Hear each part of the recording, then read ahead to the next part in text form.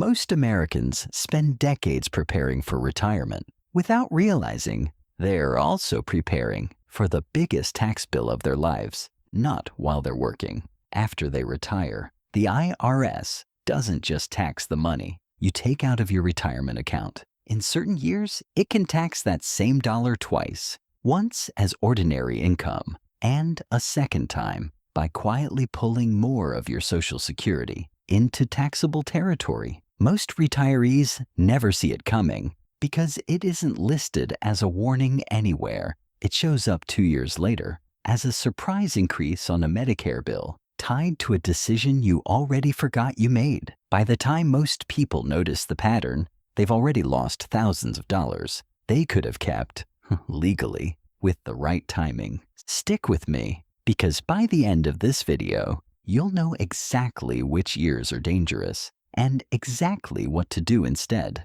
Picture your last day of work. You clean out your desk, you shake a few hands, and you drive home with this quiet, settled feeling that the hard financial part of your life is finally behind you. You saved for 30 years. You did it right. Now picture this instead. You're 74 years old, sitting at your kitchen table with a letter from the Social Security Administration, and it's telling you that your Medicare premium is going up, not a little, but by hundreds of dollars a month. You didn't get sick. You didn't change plans. You didn't do anything wrong this year at all. The letter is punishing you for something that happened 2 years ago, and you don't even remember what that something was. That's not a hypothetical. That's a real letter. That lands in real mailboxes every single year, and almost nobody sees it coming until it's already in their hand. I want to be honest with you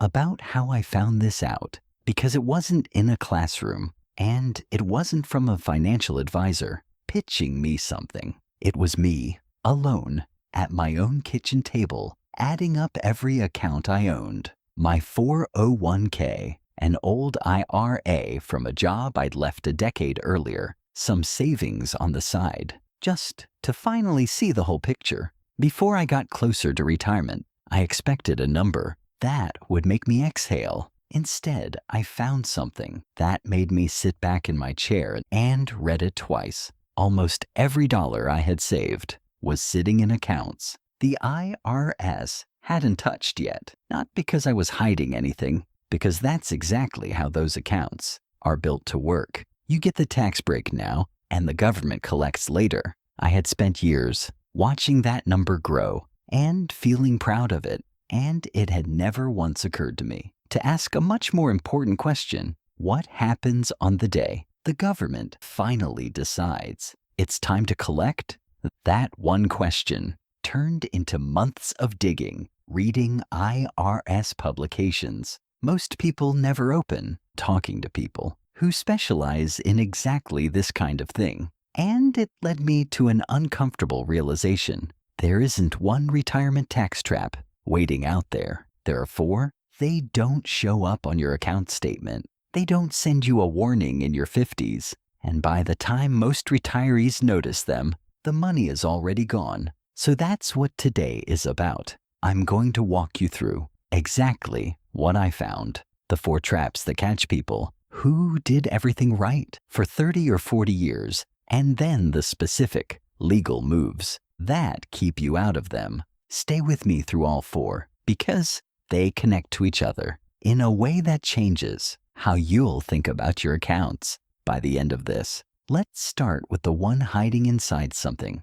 that looks on the surface, like great news. Trap 1, the delayed invoice. If you've spent decades funneling money into a traditional 401k or a traditional IRA, here's how I want you to picture it. Every dollar you put in is a promissory note. Every dollar reduced your taxable income the year you earned it. Every dollar of growth, compounded quietly, untouched, for years, for 3 or 4 decades. It feels like a gift the government is handing you for free. It isn't free. It's a loan with a due date, and that due date is not negotiable. Under current law, once you turn 73, the IRS requires you to start withdrawing a minimum amount from those accounts every single year, whether you need the money or not. These are called required minimum distributions. And here's the part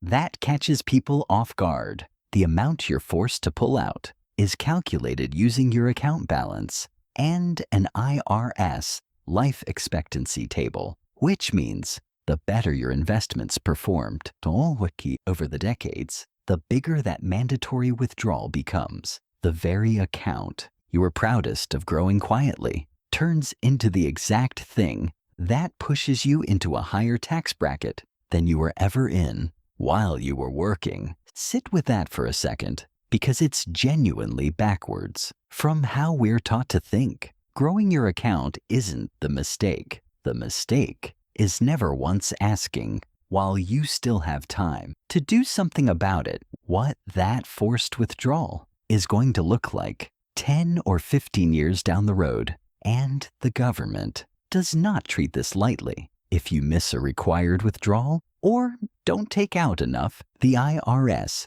charges an excise tax of 25% on the shortfall, cut to 10% if you catch it and correct it within 2 years. Picture that for a second. You fall $10,000 short of your required withdrawal, and the government can take $2,500 of it right off the top just for missing a deadline you may not have even known existed. But this first trap almost never travels alone. It drags a second one along with it. And this second one is the one that fools nearly everyone because it doesn't look like a tax issue at all. It looks like Social Security. Trap 2, the torpedo hiding inside your Social Security check. Most people picture Social Security as something separate, a fixed number that shows up in your bank account every month, already decided, already locked in. What almost nobody realizes is that whether that check gets taxed and how much depends entirely on everything else happening in your financial life that same year. Here's the mechanism. The IRS takes your other income, adds half of your Social Security benefit, and compares that combined number against 2 thresholds. Those thresholds, $25,000 for a single filer, $32,000 for a married couple filing jointly, were set in the early 1980s and 1990s, and they have never once been adjusted for inflation. Cross them, and up to 85% of your Social Security benefit becomes taxable. Not 85% of the amount over the threshold, 85% of the benefit itself. Now connect this to the first trap.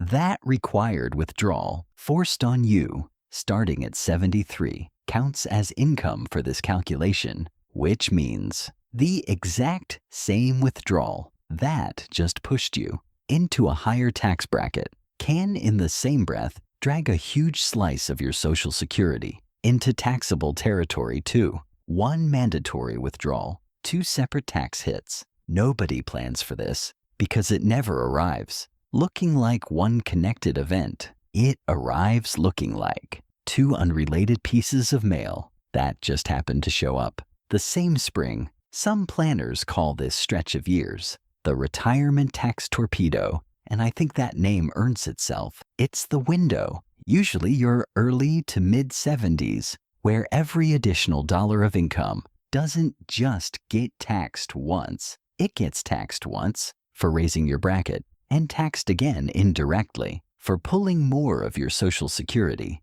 into the taxable column. On paper, your effective tax rate can briefly spike far higher than your income level would ever suggest right in the years you assumed you'd finally reached the simple, quiet part of your financial life. And if that were the whole story, it would already be enough to change how you plan. But there's a third trap, and this one doesn't touch your tax return at all. It shows up on your healthcare bill. Trap 3. The bill that arrives 2 years late. Medicare premiums are not the same for everyone. If your income crosses certain thresholds, the government adds a surcharge directly onto your Medicare Part B and Part D premiums, something called an income-related monthly adjustment amount, or IRMAA.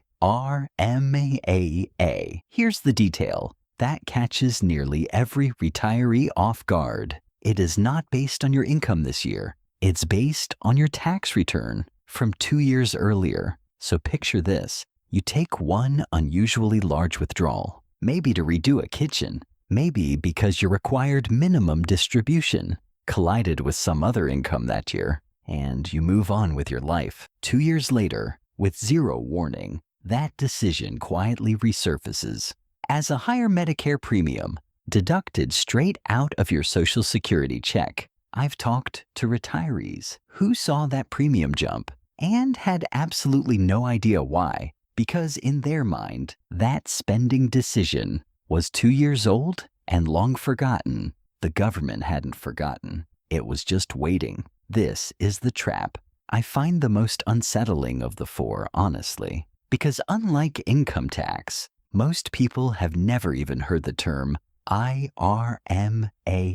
It doesn't come up at the dinner table. It shows up quietly on a Medicare statement with a bigger number and no explanation attached to it at all. Now here's the fourth trap. And this one isn't triggered by a mistake. It's triggered by love and by loss. Trap 4, the widow's penalty. When a married couple retires, they typically file taxes together, which means they benefit from tax brackets built wide enough for 2 incomes. But when one spouse passes away, something happens the very next tax year that almost nobody prepares for in advance. The surviving spouse is now required to file as a single individual, often the same household income, the same pension, the same required withdrawal, the same investments, but now squeezed into brackets, sized for one person instead of 2. This is sometimes called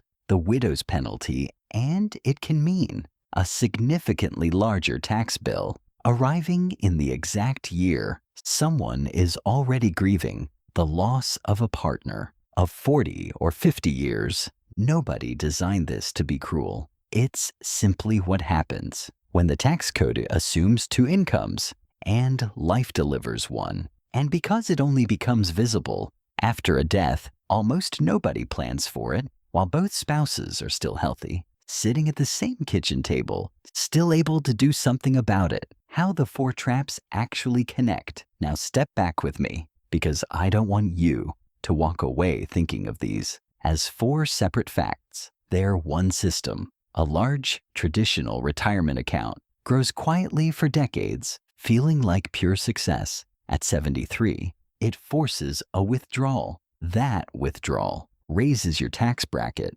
and, in the same instant, drags more of your Social Security into taxable territory. That same elevated income, reported on a tax return, resurfaces 2 years later as a higher Medicare premium. And if you're married, all of it can suddenly compress into single filer brackets the moment you lose a spouse, turning an already tangled system into something dramatically harder to absorb in the exact year you have the least capacity to absorb it. None of this is a scandal. None of it is hidden by the government. Every piece of it is published, legal, and has existed for years. The trap isn't that it's secret. The trap is that it's scattered across different forms, different departments, different years, until it all lands on you at once, usually right when you least expect. A financial gut punch.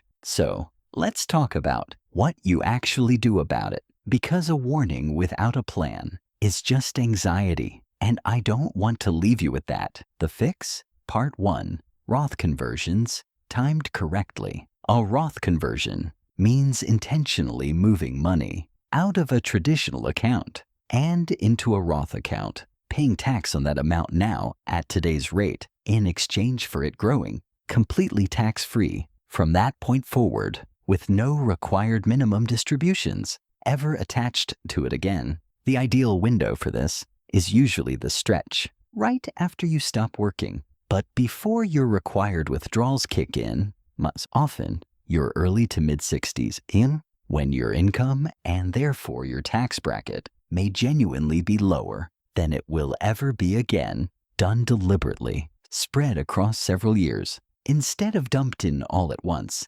This is how you shrink the size of that future forced withdrawal before it ever gets the chance to snowball into trap 1, 2, and 3 at the same time. The fix, part 2, give the money away before the IRS ever sees it. If charitable giving is already part of your life, there's a tool built specifically for this moment. Once you turn 70 and a half, you're allowed to send money directly from your IRA to a qualified charity up to $111,000 in 2026 through what's called a qualified charitable distribution.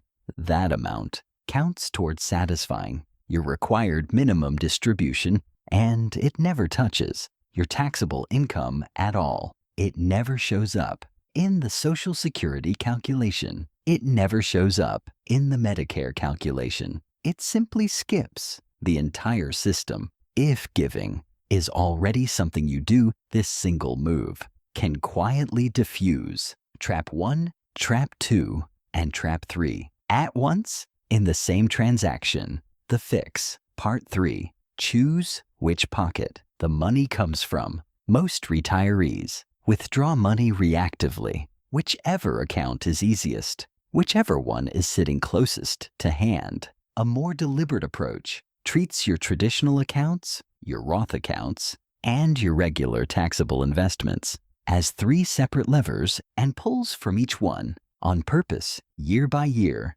specifically to avoid spiking into a higher bracket or crossing an IRMAA threshold in any single year. It's less about the total amount you take out and far more about smoothing the shape of it instead of letting one oversized year create 3 years of consequences behind it. The fix, part 4, have the conversation you don't want to have. The 4th move is the one I think gets skipped the most, and it isn't a spreadsheet. It's a conversation. Sit down with your spouse and talk honestly about what happens financially if one of you goes first. It's not comfortable, but the tax consequences of that moment are entirely predictable years in advance and entirely plannable through how retirement savings are split between the two of you, through life insurance,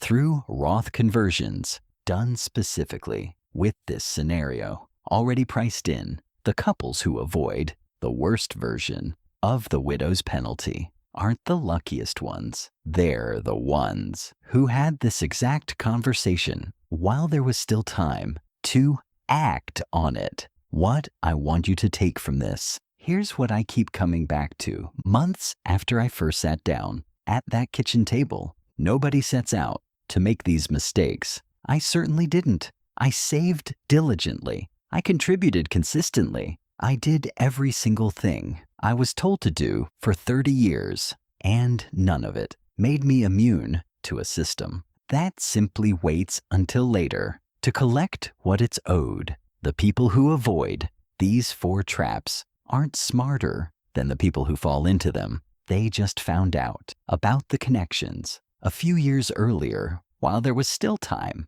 to act on what they learned. So if there's one thing I want you to carry out of this video, it's this: your account balance is not your retirement income. One is a number on a screen. The other is what's actually left after taxes, after Medicare surcharges, after everything the tax code quietly attaches to money that hasn't been touched yet. Most people only discover the gap between those two numbers by accident, usually well past the point where changing course was still easy. You don't have to find out by accident. You have years right now sitting in front of you to look honestly at where your money is parked and decide deliberately how and when it gets taxed. Instead of letting the calendar decide for you, that conversation with a tax professional, that hour you've been putting off, that's the difference between a retirement that quietly shrinks underneath you, and one that holds up exactly the way you spent decades building it too. If you found this story helpful, consider subscribing. I share stories like this every week to help you make smarter financial decisions and avoid costly mistakes. Thanks for watching, and I'll see you in the next one.